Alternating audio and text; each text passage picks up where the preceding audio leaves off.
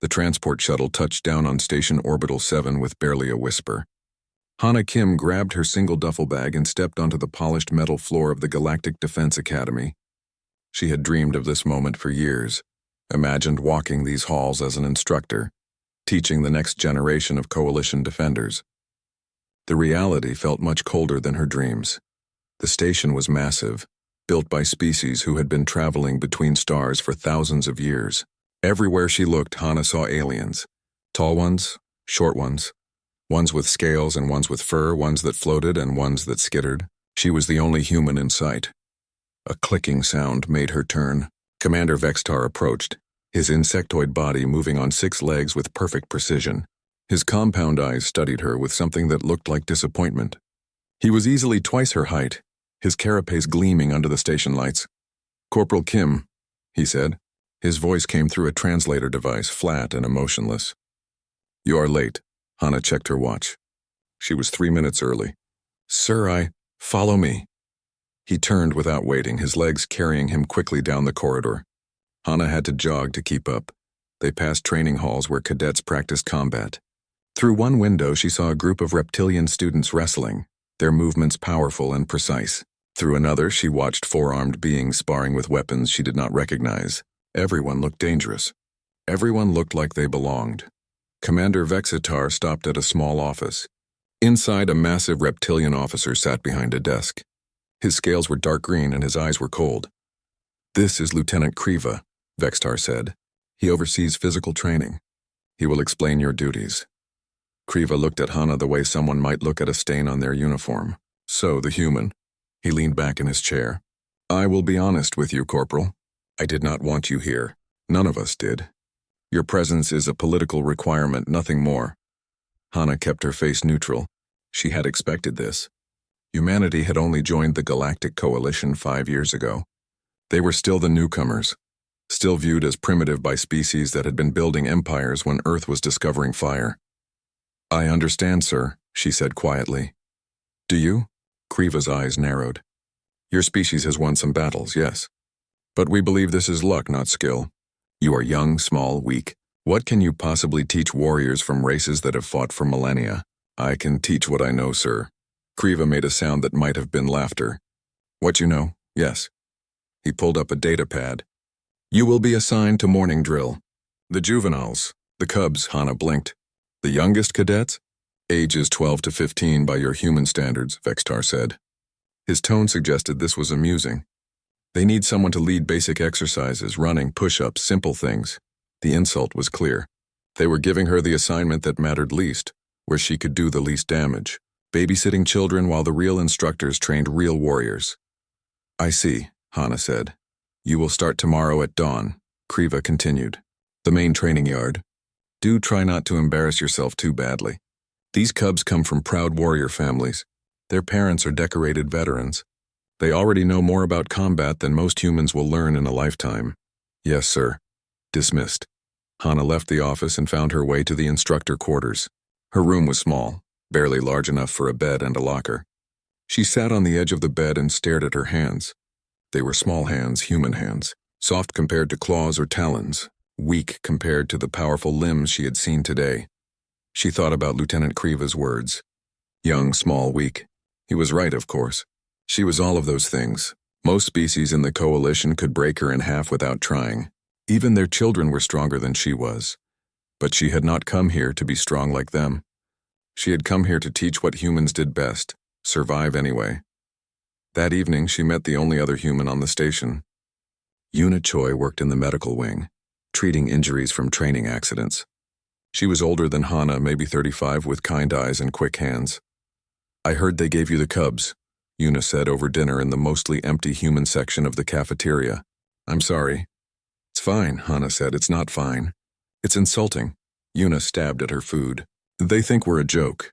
5 years in the Coalition and they still treat us like we're playing dress-up. Maybe we need to prove them wrong.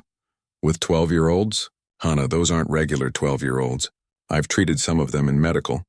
They're already bigger and stronger than adult humans. Some of them have natural weapons. Claws, fangs, armor plating. You're going to stand in front of them and tell them to do jumping jacks? I'm going to try." Yuna sighed. "Just be careful." Some of the instructors here, they don't want humans to succeed. They'll look for any excuse to send you home. That night, Hana could not sleep. She lay in her small bed and thought about tomorrow. She thought about the cubs she would meet, the ones who were already stronger and faster and more dangerous than she would ever be. She thought about Lieutenant Kriva watching her fail.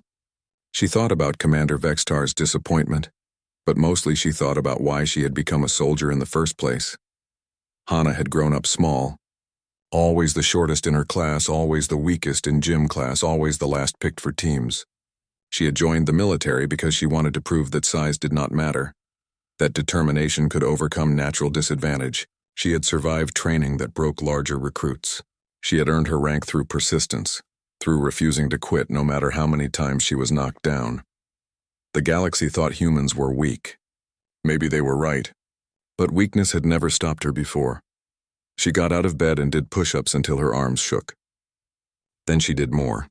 Then she ran in place until sweat soaked through her shirt. Then she practiced the combat forms she had learned over years of training, moving through each motion with precision. When she finally collapsed back onto her bed, the station's artificial dawn was only an hour away. Tomorrow she would meet the cubs. Tomorrow she would probably embarrass herself. Tomorrow the other instructors would confirm their belief that humans did not belong here. But tomorrow she would also show up. She would do the work. She would not quit. That was what humans did best. She closed her eyes and slept. The main training yard was enormous, easily the size of 3 football fields.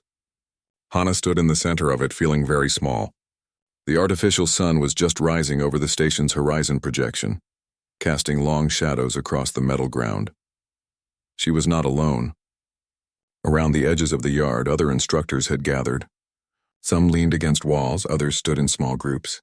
Lieutenant Kriva was there, his arms crossed over his massive chest.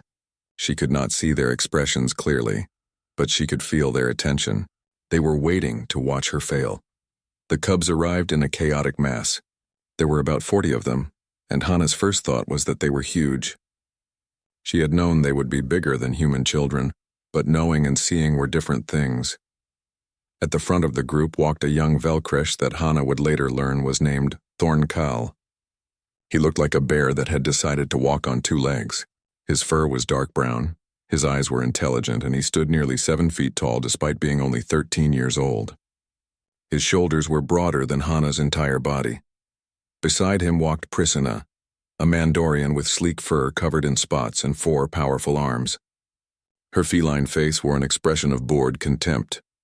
Behind them came Chilak, whose crystalline body caught the light and threw rainbow patterns across the ground. There were dozens more, each one representing a different species, each one looking more dangerous than the last. They stopped a few yards away from Hana and stared at her. Nobody spoke. The silence stretched out. Hana cleared her throat. "Good morning. I'm Corporal Kim. I'll be leading your morning drill from now on. Please form up in ranks of 5. Nobody moved." Priscilla yawned, showing sharp teeth. Thornkal sat down on the ground with a heavy thump. A few cubs in the back started talking to each other in languages Hana did not understand. "I said form up," Hana repeated, keeping her voice steady. Chilak made a sound like wind chimes. His translator rendered it as, "Why should we listen to you?" "Because I'm your instructor." "You are human," Thornkal said. His voice was surprisingly deep. "You are small, weak. What can you teach us?" It was the same question Lieutenant Kriva had asked. Hana had not had a good answer then. She did not have one now. "Form up," she said again. They did not form up. Instead, the cubs spread out across the yard, some sitting, some standing, some mock-fighting with each other. Priscilla started doing one-armed push-ups with 3 of her arms behind her back, clearly showing off. A reptilian cub began running sprints, his speed making him blur. The crystalline cubs clustered together, their bodies resonating with sound that made Hana's teeth ache. From the edge of the yard, Hana heard laughter. The watching instructors were enjoying this. She stood there for a long moment watching the chaos. She could shout. She could threaten. She could try to physically force them into line. All of those options would fail. These cubs were stronger than her, faster than her. They knew it, she knew it, and everyone watching knew it. So instead she started running. She did not run toward the cubs or away from them. She simply began running laps around the perimeter of the training yard. Her pace was steady, not sprinting but not jogging either. The pace she could hold for miles if she needed to. The cubs watched her for the first lap. By the second lap, some had returned to ignoring her. By the third lap, she heard more laughter from the watching instructors. By the fifth lap, her legs were burning, but she did not slow down. She ran 10 laps. Then she dropped and did 50 push-ups. Her form was perfect, her back straight, her breathing controlled. Then she moved to a pull-up bar and did 20 pull-ups. Then she went through a series of combat forms, each movement precise and practiced. Sweat soaked through her uniform. Her muscles screamed at her. She ignored them and continued. She had been exercising for 30 minutes when she noticed that some of the cubs had stopped talking. They were watching her. Not all of them, but some. There was something in their expressions that had not been there before. Confusion, maybe. Or curiosity. Thorncall stood up from where he had been sitting. "What are you doing?" Hannah finished her current set of exercises before answering. "Morning drill. By yourself?" "Someone has to do it. But we are not following you." I noticed. Prisna walked closer, her forearms hanging loose at her sides. "Do you think this will make us respect you?" "Watching you sweat?" "I don't care if you respect me," Hannah said. It was true. Respect was earned over time, not demanded. "I'm doing my job. You can do yours or not." "Your choice." She started running again. This time she heard footsteps behind her. She glanced back and saw a small group of cubs following her, maybe 5 or 6 of them. Not many, but some. They ran at her pace, matching her stride. By the time the hour was up, that group had grown to 10. They ran with her. They did push-ups when she did push-ups. They followed her through the combat forms, their movements clumsy but earnest. The rest of the cubs still ignored her. Thorncall had gone back to sitting. Prisna had left halfway through. Sheilak and his crystalline friends had not moved at all, but 10 cubs had chosen to follow her anyway. Hannah called the session to an end. "Dismissed," she said to everyone, even though most of them had never really started. The cubs left. The watching instructors left. Soon Hannah was alone in the training yard, breathing hard, her uniform dark with sweat. Lieutenant Kriva approached. His footsteps were heavy on the metal ground. He looked down at her with his cold, reptilian eyes. "That was pathetic," he said. "Yes, sir." "You accomplished nothing. Most of those cubs completely ignored you." "Yes, sir. Tomorrow will be the same, and the day after that. They will never respect you because you are weak." Hannah met his eyes. "Maybe, but I'll be here tomorrow anyway." Kriva stared at her for a long moment. Then he turned and walked away. Hannah went back to her quarters and collapsed onto her bed. Every muscle hurt. She had bruises forming on her knees from the push-ups. Her hands were shaking from exhaustion. But 10 cubs had followed her. 10 out of 40. It was not much. It was not victory. But it was not complete failure either. She thought about Thorncall's question. "What are you doing?" She was doing what she always did. She was refusing to quit. She was showing up. She was doing the work even when nobody was watching, even when nobody cared. That was what humans did. They were not the strongest or the fastest or the most naturally gifted, but they kept going. They adapted. They survived. Tomorrow she would do it again, and the day after that, and the day after that. Eventually, maybe more than 10 cubs would understand. Or maybe they would not. Maybe Lieutenant Kriva was right and this was all pointless. Maybe she would fail completely and be sent home in disgrace. But she would fail trying. That counted for something. She closed her eyes and let exhaustion take her. 2 weeks passed. Every morning, Hannah stood in the training yard and led exercises. Every morning, more cubs joined her. By the end of the first week, she had 20 followers. By the end of the second week, it was 30.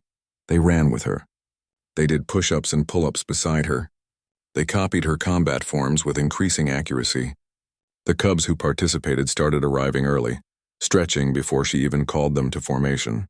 Some asked questions about technique. A few stayed after to practice more. But 10 cubs still refused. Thorncall led this group. He sat every day and watched, his massive arms crossed, his expression unreadable. Prisna made a show of doing her own exercises, always faster and stronger than anything Hannah demonstrated. Sheilak and the other crystalline cubs formed their own separate group, their resonating sounds suggesting they were discussing her in their private language. Lieutenant Kriva watched every session. His displeasure grew more obvious each day. On the 15th morning, he walked into the middle of the training yard and held up one clawed hand. "Stop," he commanded. The cubs stopped. Hana stopped. Everyone turned to face him. "This has gone on long enough," Kriva said. His voice carried across the entire yard. "Corporal Kim has been teaching you for 2 weeks. But what has she taught you? To run in circles? To do exercises any cub can do? This is not warrior training. This is softness. Human weakness." Hana said nothing. She stood at attention and waited. "In my species," Kriva continued, "we have a saying, the weak teach weakness. The strong teach strength. You have been learning from weakness." He turned his gaze to the cubs. "Your parents are warriors, decorated veterans.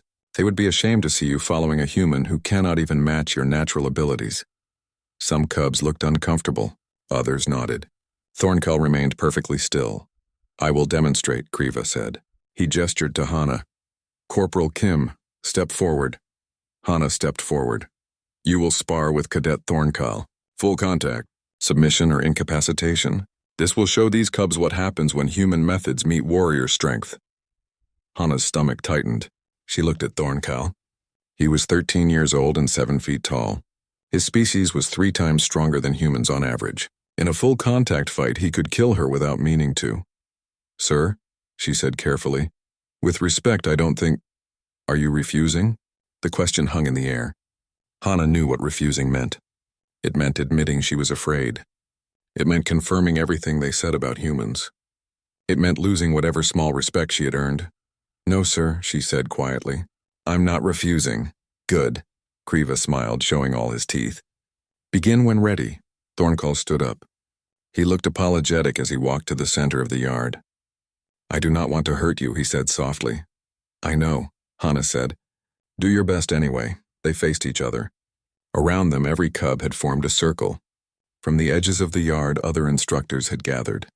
Word had spread fast. Everyone wanted to watch the human get crushed. Hana took a deep breath and centered herself. She had fought larger opponents before. She knew she could not win on strength. Her only chance was speed, technique, and hoping Thorncull's youth meant he lacked experience. Thorncull moved first. For something so large, he was fast. His massive paw swung toward her head with enough force to crack her skull. Hana ducked under it, feeling the air move above her. She stepped in close and struck at his ribs, but it was like punching a wall. He barely noticed. His other paw caught her shoulder and shoved. Hana flew backward, hit the ground hard, rolled. She was back on her feet before he could follow up, but her shoulder already ached. They circled each other. Thorncull was being careful, she realized. He could rush her, overwhelm her with pure strength. But he was fighting like his instructors had taught him, with honor, with proper form. That gave her a chance. When he struck again, she did not try to block. She redirected, using his momentum against him, stepping aside and letting his weight carry him past her. She struck at the back of his knee as he passed. It was a good hit, solid technique, but his leg was like iron. The fight lasted 15 minutes. 15 minutes of Hana dodging, redirecting, looking for any weakness. 15 minutes of taking hits that rattled her bones whenever she was not fast enough. 15 minutes of refusing to stay down. She could not win. She knew that. Thorncull was too strong, too durable, but she could refuse to lose. Every time he knocked her down, she got back up. When he grabbed her arm and could have easily broken it, she twisted free. When he tried to pin her, she slipped away. Her face was bleeding. Her ribs screamed with pain. Her vision blurred from a hit she had not quite avoided. But she kept moving, kept fighting, kept refusing to submit.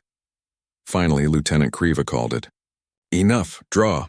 Hana collapsed to her knees, breathing hard. Blood dripped from her nose onto the metal ground. Thorncull stood over her, also breathing hard, looking confused.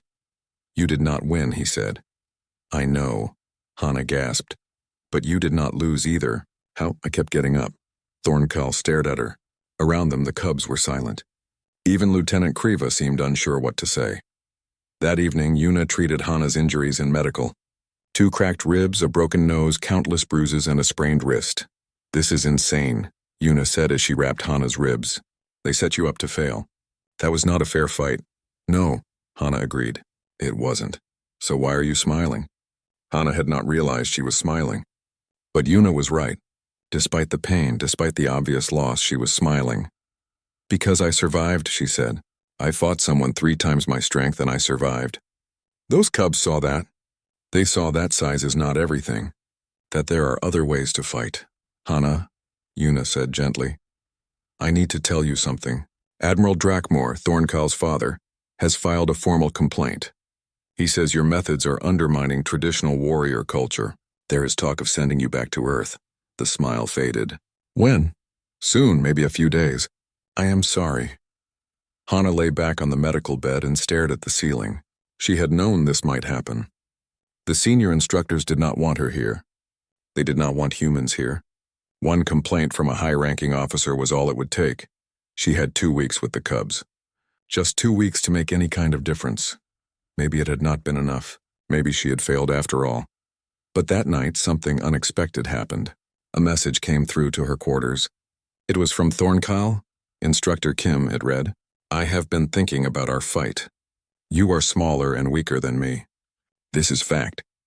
But you did not fight like you were smaller and weaker. You fought like prey that refuses to die. My father says this is shameful. But I think it is terrifying. I think humans are terrifying. I will see you at morning drill. Hana read the message 3 times. Then she lay down in her bed and let herself hope just a little bit that maybe 2 weeks had been enough after all. The next morning, Hana expected to be called to Commander Vextar's office. She expected to be told her assignment was over, that she would be sent back to Earth in disgrace. Instead, something completely different happened. All 40 Cubs showed up to morning drill. Every single one of them. Thorncal stood at the front of the formation, perfectly straight. Prisna was beside him, all 4 arms at her sides. Even Chilak and the crystalline Cubs had joined the group. Hana walked out to face them, her ribs still aching from yesterday's fight, her nose covered with a bandage. She stopped in front of the formation and waited. Thorncal spoke first. Instructor Kim, we talked last night, all of us. We decided something. What did you decide? That if they send you away, we will not attend drill anymore. Any of us, Hana blinked. You can't do that. You'll be disciplined. Your families will be angry, Prisna interrupted. Yes, we know. We do not care. Chilak's crystalline body resonated with sound. You taught us something the other instructors did not teach. You taught us that strength is not everything, that survival is more important than pride. You kept getting up, Thorncal added. I hit you many times. Hard enough to break bones, but you kept getting up. That is not weakness. That is the opposite of weakness. One of the reptilian Cubs stepped forward. His name was Sisera, and he had spent 2 weeks mocking Hana's methods. My people value speed and venom. We strike fast and kill fast. But yesterday I watched you survive against impossible odds. You did not try to be what you are not. You used what you had. That is intelligent. Hana looked at the 40 Cubs standing at attention. 2 weeks ago they had ignored her. 1 week ago half of them had followed her. Now they were ready to risk punishment to keep her. I don't want you to get in trouble for me, she said. Too late, Prisna said with a sharp-toothed smile. We already sent messages to our families explaining our decision. We told them we learned more from you in 2 weeks than from a year of traditional training. That's not going to make things easier. Nothing worth doing is easy, Thorncal said. You taught us that too. Morning drill that day was different. The Cubs did not just follow Hana's exercises. They adapted them. Prisna used all 4 arms during push-ups, creating a rhythm that was uniquely hers. Thorncal ran with weight on his back, turning the simple laps into strength training. Chilak moved through the combat forms with flowing grace, his crystalline body refracting light in beautiful patterns. They were not copying her anymore. They were learning from her and making it their own. Over the next few days, Hana noticed more changes. The Cubs, who had always relied on strength, started focusing on technique. The fast ones learned patience. The proud ones learned to help the weaker members of their group instead of mocking them. During a running exercise, Hana watched Thorncal slow down to run beside a smaller Cub who was struggling. The smaller Cub was a shardborn named Pick, and his crystalline body was dense, making running difficult. Thorncal could have lapped him 5 times. Instead, he matched Pick's pace and encouraged him. You do not have to be fast, Thorncal said. You just have to finish. That was not something traditional warrior training taught. That was something Hana taught. And now Thorncal was teaching it to others. Prisna stopped showing off during exercises. Instead, she started using her 4 arms to demonstrate different techniques to Cubs who struggled with the forms. She was surprisingly patient, breaking down each movement into simple steps. Even Sisera, who had hated Hana's methods, started incorporating human tactics into his training. His species was built for ambush and poison, not endurance, but he began running longer distances, building stamina he had never thought he needed. In a real battle, he explained to another cub, the enemy does not always die quickly. Sometimes you must outlast them. Instructor Kim showed me this. The senior instructors noticed these changes. Lieutenant Kriva watched the morning drills with increasing anger. The cubs were not training like warriors anymore. They were training like... He did not even have a word for it. Like humans. On the 5th day after the fight, Captain Jinwoo Lee arrived at the station. He was a human liaison officer, sent to represent Hana at the formal tribunal that would decide her fate. He met with her in a small conference room, his expression serious. I will be honest with you, he said. This looks bad. Admiral Drakmore's complaint has support from other senior officers. They say you are corrupting the cubs, teaching them to abandon their warrior traditions. Commander Vextar is under pressure to remove you. I understand, Hana said. I brought the best legal arguments I could find. But Hana, these are powerful people who have been training warriors for centuries. What can we say to convince them that your way is better? Hana did not have an answer. How could she prove that adaptation was more valuable than tradition? That flexibility was stronger than rigid honor? That survival mattered more than pride? The answer came from the cubs themselves. That afternoon, Thornkal, Prisna, and Chilak requested a formal meeting with Commander Vextar. When he refused, they invoked an ancient coalition right called trial by advocacy. It was an old law, rarely used, that allowed students to defend their instructor through demonstration rather than words. They demanded that their unit be tested against a senior cadet unit in a full combat simulation. If the Cubs won, all charges against Hana would be dropped. If they lost, Hana would leave immediately and the Cubs would accept disciplinary action. Word spread through the station like fire. The Cubs, the youngest students at the academy, were challenging senior cadets who had been training for years. It was unheard of. It was probably suicidal, but it was also legal. Commander Vextar could not refuse. Lieutenant Kriva smiled when he heard the news. They are handing us the perfect ending, he told the other instructors. The Cubs will be humiliated. The humans' methods will be proven worthless, and we will finally be rid of this contamination. The simulation was scheduled for 3 days later. 3 hours. Multi-terrain, full combat scenario, objectives hidden. The senior cadets were told to show no mercy. When Hana heard about the challenge, she found Thornkal in the practice yard. He was running drills with the other Cubs, their movements sharp and coordinated. Why did you do this? She asked him. You could get hurt. You could fail. Your families... We'll see what we have learned, Thornkal interrupted. Instructor Kim, you taught us that humans survive by adapting, by using what they have instead of wishing for what they do not have. You taught us that losing with honor is less important than surviving with cleverness. But you are not human. You do not have to fight like humans. Thornkal looked at her with his deep brown eyes. No, he agreed. We do not have to. We choose to. Because we saw you fight me and we saw you survive what should have killed you. If humans can do that while being small and weak, imagine what we can do. Hana felt something tight in her chest. These Cubs understood. They really understood. Then I will help you prepare, she said. The day of the combat simulation arrived. The entire academy gathered to watch. Instructors, cadets, even some visiting officers had come to see the spectacle. In the front row sat Admiral Drakmore, Thornkal's father, his massive form radiating disapproval. Beside him was Grand Marshal Thexarin, the head of all Coalition Military Command, who had traveled specifically to witness this unusual event. Hana stood with Captain Jinwoo Lee in the observation deck. Below them, the simulation arena was preparing to load. It was a massive space that could recreate any terrain, any weather, any combat scenario. Today it would test everything the Cubs had learned. The senior cadet team entered first.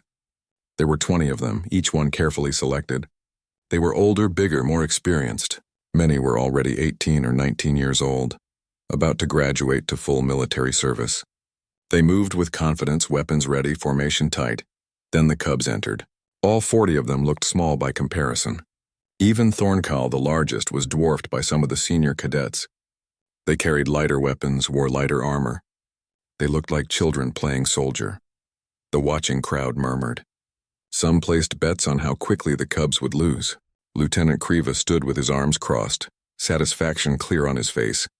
Commander Vextar's voice echoed through the arena. The scenario is simple. Capture the enemy flag and return it to your base. 3 hours maximum. Full sensory warfare permitted. Injuries are simulated but feel real. Surrender is allowed at any time. He paused. Begin. The terrain loaded instantly. The arena transformed into a mountainous region with dense forests, rivers, and caves. The senior cadets immediately moved to high ground, taking the strategic position that every traditional military doctrine taught. They set up defensive positions, posted scouts, prepared for the cubs to attack their fortified location. But the cubs did not attack the high ground. In fact, they seemed to vanish into the forest entirely. Minutes passed, then 15 minutes. The senior cadets held their position, waiting. Their training said to hold the advantage, make the enemy come to you. But the enemy was not coming. Then the first ambush happened. 3 senior cadets patrolling the river were hit from underwater. Sisera and 2 other serpentine cubs had hidden beneath the surface, using breathing equipment salvaged from the terrain. They struck fast, simulated venom spreading through the senior cadets' systems before they could even call for help. The senior team reacted, sending a squad to investigate. But the squad found nothing. The cubs had already moved. An hour passed. The senior cadets remained on high ground, growing frustrated. This was not how battles were supposed to work. The enemy should attack their position. Instead, the cubs were everywhere and nowhere, striking at weak points, retreating before reinforcements arrived. A senior cadet stepped on what looked like solid ground. It was a trap. The ground collapsed, dropping him into a pit where waiting cubs swarmed him with simulated stun weapons. He was out before he could fight back. The senior commander finally gave the order to abandon high ground and hunt the cubs actively. It was what the cubs had been waiting for. The moment the senior cadets left their fortified position, they lost every advantage. In the dense forest, strength mattered less than speed and cleverness. The cubs did not fight fair. They did not fight with honor. They fought like prey that had learned to be predators. Thorncal used his size not to dominate but to shield smaller cubs. He drew fire, absorbed hits while the others struck from unexpected angles. Priscilla climbed trees with her forearms dropping onto enemies from above. Chilak and the crystalline cubs used their bodies to create false signals, confusing enemy sensors while their teammates attacked from completely different directions. They did not try to be stronger than the senior cadets. They tried to be smarter. When the seniors expected a frontal assault, the cubs flanked. When the seniors split up to cover more ground, the cubs concentrated their forces to overwhelm isolated groups. When the seniors fortified a position, the cubs simply went around it. It was not traditional warfare. It was human warfare. It was adapting to the situation instead of following doctrine. It was using every advantage, no matter how small. It was refusing to fight the enemy's battle. 2 hours into the simulation, the senior cadets were down to half strength. They had regrouped into a tight defensive formation, trying to protect their flag, but they were exhausted, frustrated, and demoralized. Nothing they had learned in years of training had prepared them for an enemy that refused to fight properly. The cubs attacked the defensive formation from 5 directions at once, not with overwhelming force but with coordinated precision. Each group had a specific job. Some created diversions, some broke the formation structure, some struck at command and communication. And while the senior cadets scrambled to respond to multiple threats, a small team led by Priscilla slipped through the chaos and reached the flag. When the simulation ended, the cubs stood victorious, the captured flag in Priscilla's hands. The senior cadets lay scattered across the terrain, simulated injuries keeping them down. The entire battle had lasted 2 hours and 40 minutes. The observation deck was silent. Nobody had expected this. Nobody had believed it possible. Grand Marshal Thex Aaron stood. He was an ancient being, his species long-lived, his experience spanning decades of military command. He descended to the arena floor where the exhausted cubs stood at attention, bleeding from simulated wounds, barely able to stand, but still standing for 5,000 years, he said, his voice carrying to every corner of the arena. The coalition has bred warriors. We have prized strength, honor, natural superiority. We have won countless wars against species who could not match our power. He walked slowly through the ranks of cubs. We have built our military on the foundation of traditional warrior culture. The strong lead, the weak follow. This is the way it has always been. Hana felt her heart sink. This was it. The dismissal. The proof that human methods had no place here, but Thexaren continued. And in all that time, in 5,000 years of warfare, we have never once faced an enemy that adapted faster than we did. He stopped in front of Thornkal. Until humanity arrived. Until we met a species that survives not through superiority, but through adaptation, through cleverness, through refusing to accept that weakness is failure. He turned to face the watching crowd. Today, these cubs showed us what we have been missing. They showed us that our traditional methods, while powerful, are limited. They showed us that there is strength in adaptation, that there is honor in survival. That victory belongs not to the strongest warrior, but to the one who refuses to lose. Admiral Drakmor stood, his massive form tense. Martial, with respect, these cubs abandoned their warrior heritage. They fought like humans. Thexaren finished. Yes, they fought like humans. And they won. He looked at Hana in the observation deck. Corporal Kim, come down here. Hana descended to the arena floor on shaking legs. She stood before the Grand Marshal, waiting for judgment. The charges against you are dismissed, Thexaren said. Furthermore, you are promoted to Head of Adaptive Tactics Instruction. Your methods will be studied and integrated across the entire Academy. We have been teaching strength for 5,000 years. It is time we learn to teach adaptation as well. The arena erupted. Some instructors applauded. Others looked angry. Admiral Drakmor sat down heavily, his expression unreadable. Lieutenant Kriva simply stared, as if unable to process what had happened. But the cubs were cheering. All 40 of them, exhausted and injured and victorious, were cheering for their human instructor. Thornkal approached Hana. Instructor Kim, he said formally. You told us humans survive by adapting. You taught us to do the same. You didn't mirror my weakness, Hana said quietly. You learned to make weakness a weapon. That's not human. That's evolution. Maybe, Thornkal agreed. But you showed us it was possible. Later that evening, Hana stood alone in the training yard where she had first met the cubs, where they had ignored her, mocked her, dismissed her as weak. She thought about everything that had happened, the pain, the humiliation, the constant struggle to prove that she belonged here. She thought about Lieutenant Kriva's words. Young, small, weak. He had been right. She was all of those things. But she had also been something he had not understood. Persistent. The cubs had not needed her to be strong like them. They had needed her to show them that there were other kinds of strength. That survival was its own victory. That adapting was more powerful than dominating. Yuna found her there. I heard the news. Head of Adaptive Tactics Instruction. That's a real position they just created for you. I know, Hana said. I'm still processing it. Those cubs love you, you know that, right? They risked everything to defend you. They didn't defend me, Hana said. They defended what they learned. There's a difference. Maybe. Yuna smiled. But I think they learned it from the right person. The next morning, Hana returned to the training yard. The cubs were already there, waiting. All 40 of them, plus a dozen new cadets who had requested transfer to her program. Word had spread quickly. Everyone wanted to learn the humans' methods now. Hana stood before them and smiled. Good morning. Let's begin. They ran together, human and alien, weak and strong, learning from each other. The galaxy had tried to shame the human at drill.